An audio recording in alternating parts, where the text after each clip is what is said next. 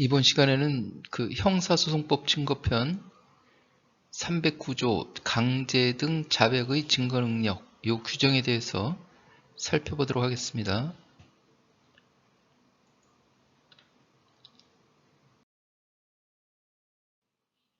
그 증거 규정 16개 중에서 309조 강제 등 자백의 증거 능력 이렇게 되어 있습니다. 이 부분입니다.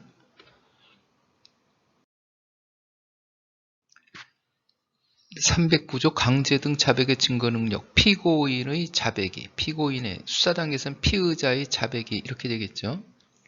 고문, 폭행, 협박, 신체 구속의 부당한 장기화 또는 기망, 기타의 방법으로 임의로 진술한 것이 아니라고 의심할 만한 이유가 있는 때, 이런 이유가 있는 때에는 이를 유죄의 증거로 하지 못한다. 이렇게 되어 있어요. 고문해가지고 억지로 고문해가지고 자백을 받았다.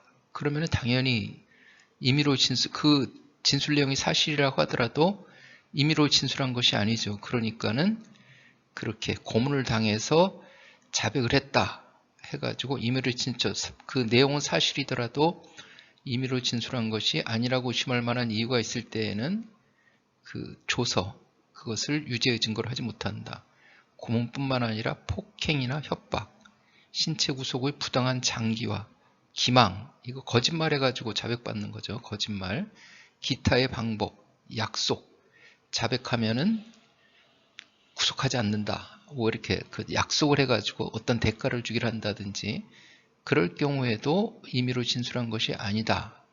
이렇게 볼 수가 있는 거예요. 그렇습니다. 그 예를 보면은 상해 사건에서 이제 인천지방법원 2021로 4497 그 피고인의 항소를 기각한다 이렇게 됐습니다. 피고인이 항소했는데 기각이 됐는데 그 사건 내용은 상해를 가한 거겠죠. 상해죄니까. 예. 지금 우리는 그 사건 내용을 어떤 사건인지 그거를 뭐 자세하게 들여다보려는 게 아니라 여기서는 이제 상해로 이렇게 선고가 됐는데 폭행치상이다 뭐 이렇게 주장하는 건데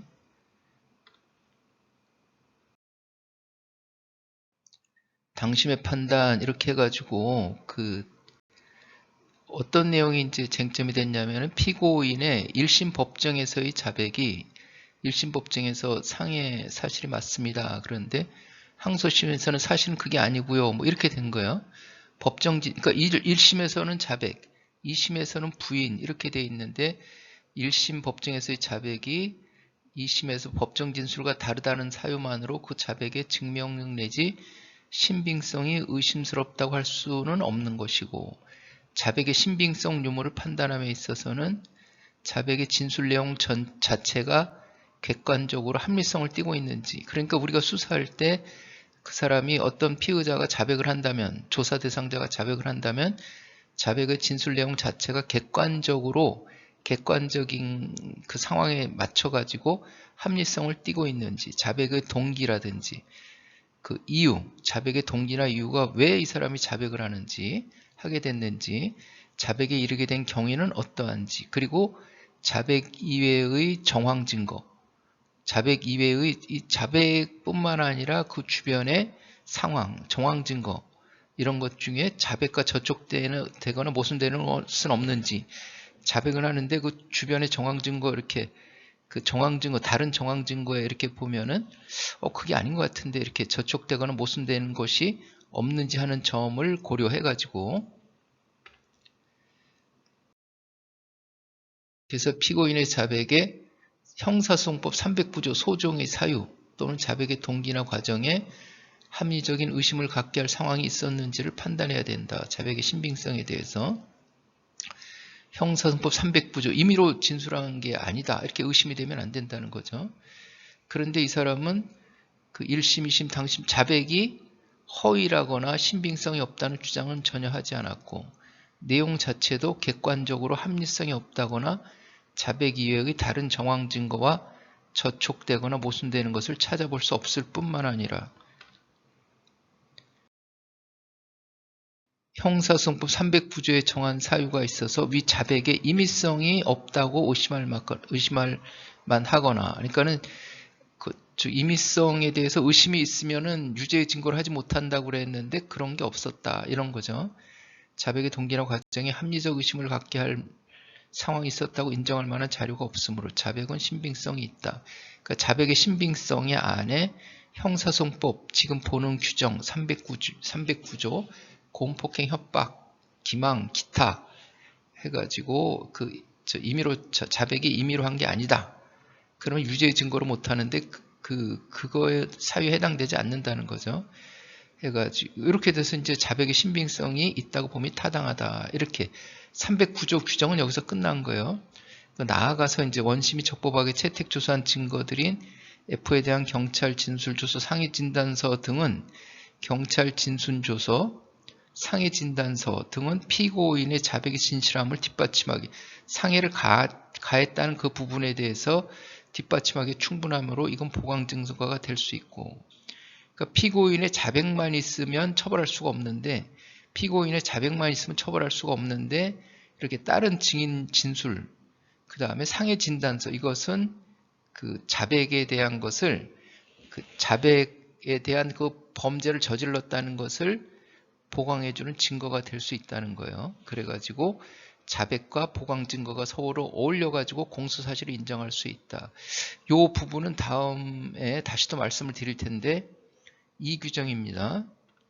이렇게 해가지고 310조 불이익한 자백의 증거 능력 그래가지고 피고인이 자기가 상해를 가했다는 자백이 그 피고인에게 불이익한 유일한 증거인 때에는 이를 유죄 증거로 하지 못한다. 이렇게 해가지고 이 사건에 있어서 증거는 그 사람의 자백밖에 없어요. 그러면은 그 자백을 그 유죄 증거로 하지 못한다는 거예요.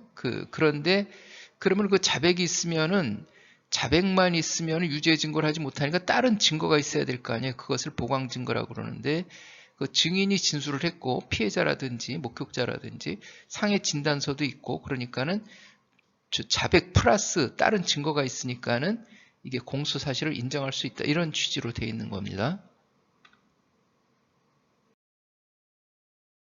그리고 이제 상해의 의미라든지 뭐 폭행치상을 주장하는데 뭐 상해 그게 따지는 거니까는 이제 이것은 우리가 알아보려는 건 아니니까 이거 그냥 넘어가기로 하고요. 그래서 이 사건은 이렇게 끝났습니다.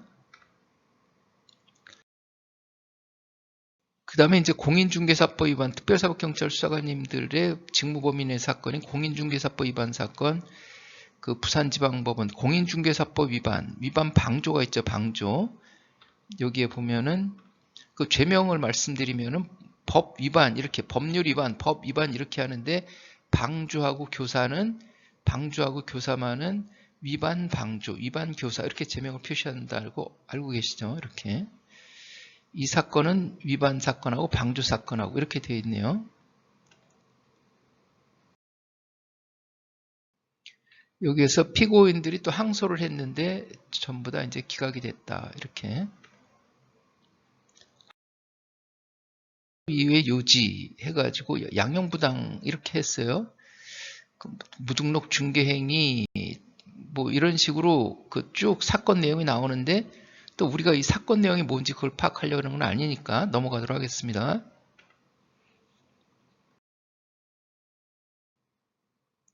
그 처음에는 양형부당으로만 이렇게 항소를 제기했는데 실제 재판에 들어가서는 양형부당 플러스 또 새롭게 또 뭘 주장했어요. 그런 부분들에 대해서 이제 평가를 한 거고,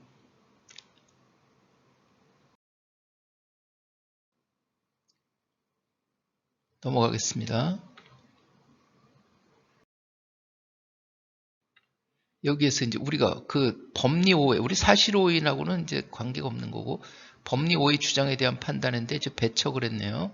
해가지고 피고인의 수사기관에서나 1심 법정에서의 자백이 그 후의 1심 내지 항소심에서 법정 진술과 다르다는 사유만으로는 그 자백의 증명력 내지 신빙성이 의심스럽다고 할 수 없는 것이고, 이 판례가 이제 다시 여기서 쓰인 거죠.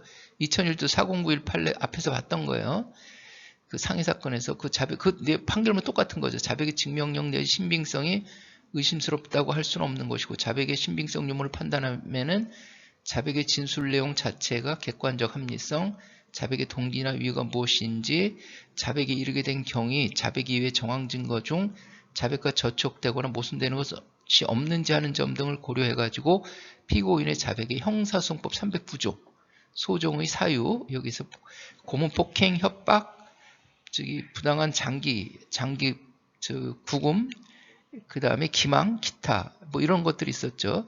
또는 자백의 동기나 과정에 합리적인 의심을 갖게 할 상황이 있었는지를 판단해야 된다. 이렇게 되어 있고, 피고인의 자백에 형사소송법 309조 임의성이 있어야 된다는 거죠. 임의성.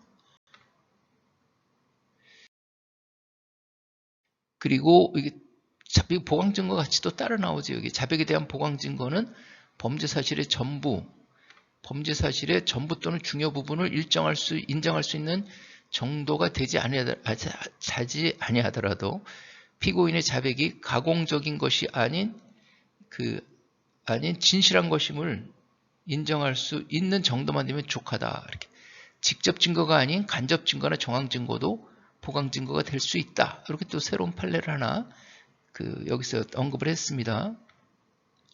여기 피고인의 자백이 피고인에게 불이익한 유리한 증거인데, 지금 여기서 자백의 임의성이 있느냐 없느냐 이렇게 따지면서, 그런데 그 사건에서 자백만 있으면 안 된다, 다른 증거가 있어야 된다, 이렇게 자백에 대해서 보강 증거가 있어야 된다, 이렇게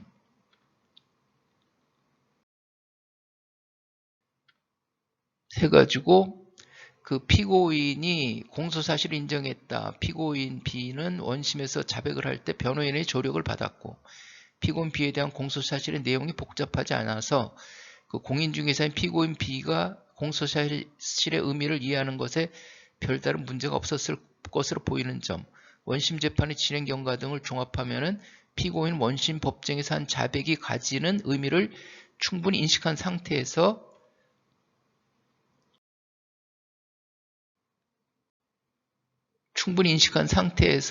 공소사실을 자백한 것으로 판단되고, 원심 자백의 임의성 따지는 거죠. 동기, 과정에 합리적 의심을 품게 할 만한 사정은 보이지 않는다. 이렇게 해가지고 이제 피고인 항소가 기각되겠죠. 이게 기각한 거죠. 자백의 임의성을 자꾸 여기서 이제 그것을 언급을 하죠. 이렇게 해서 우리가 뭐 부당 뭐 이런 거 따져보는 건 아니니까 이렇게 해서 이제 이 사건도 마치는 거고요. 그러면 이렇게 피고인 항소 다 기각되고 그래가지고 별 문제가 없는 것들만 있는데, 그럼 문제가 있는 거는 뭐가 있을까? 이렇게 한번 좀 보면은 행정사범에 대해서는 그걸 잘 찾아보기가 어렵고, 서울중앙지방법원 2019 고합 581 해가지고 특정범죄 가중처벌 등에 관한 법률 위반, 허위 세금계산서 교부 등 해가지고 허위 세금계산서 교부 이런 사건들은 처음에 시작이 세무서에서 시작될 수가 있겠죠. 보도록 하겠습니다.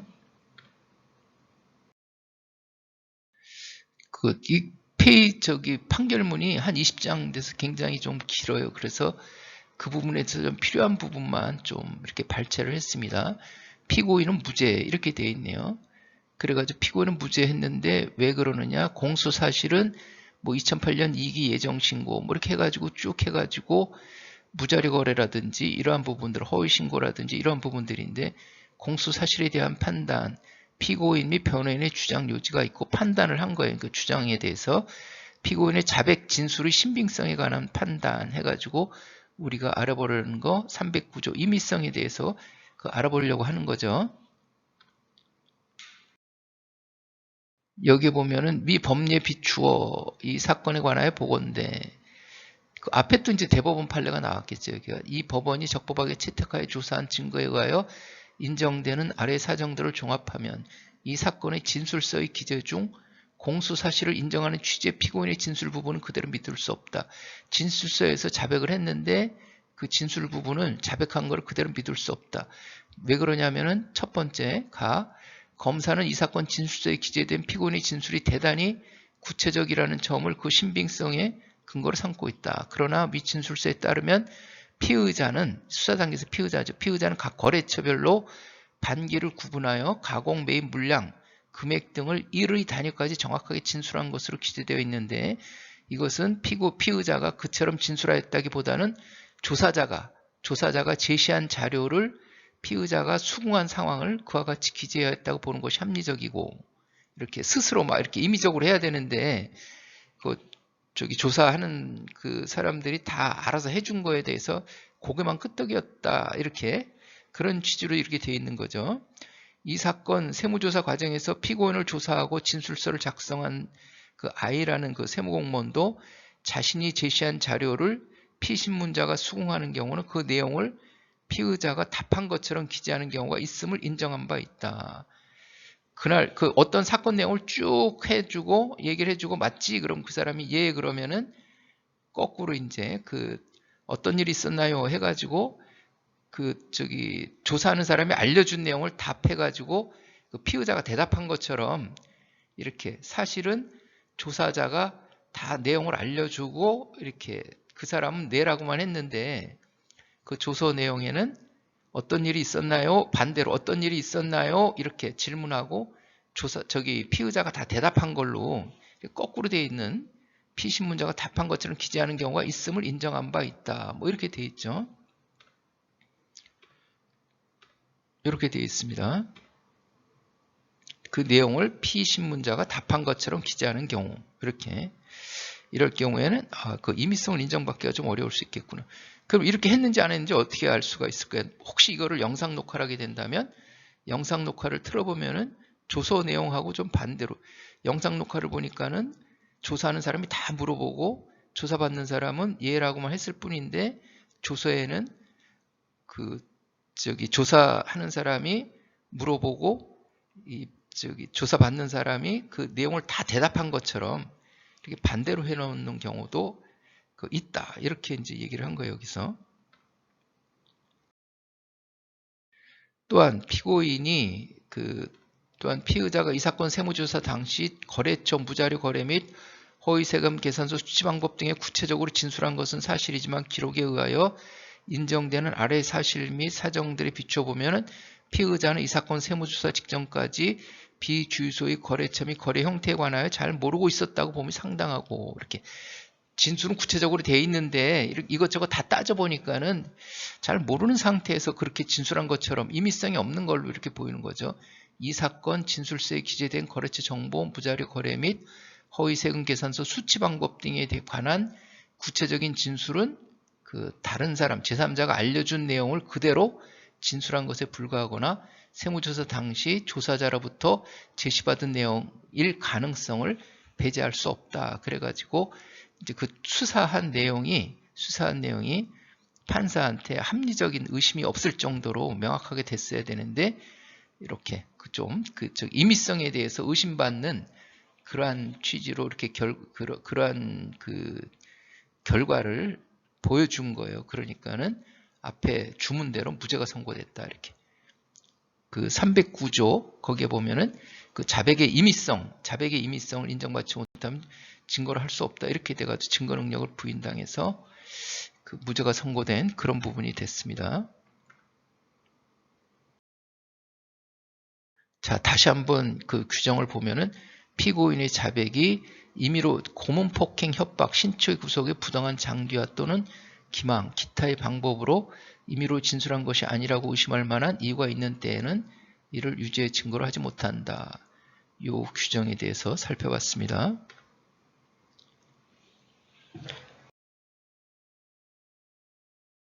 자, 그러면 이번 시간은 이것으로 마치도록 하겠습니다. 수고하셨습니다. 감사합니다.